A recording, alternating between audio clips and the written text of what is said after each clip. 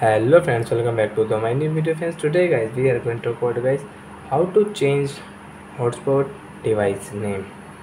Friends, we want to rename your hotspot device name. So guys, you can rename means guys you want to change your hotspot device name. So guys, how can you change? In this video guys I am going to show you friends. So before starting video friends, I want to tell you guys, if you new in my channel, so friends, first of all go and subscribe my channel, click the bell icon, like my video friends. So it's now time to start video friends. First of all guys, we will on guys our phone setting to change hotspot device name.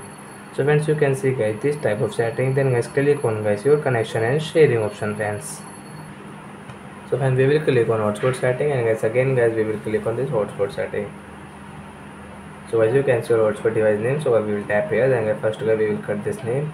And as you want to rename means you want to change into your name, any another name, any something else, so as you can change from here. So example for guys, I will take guys A B C D.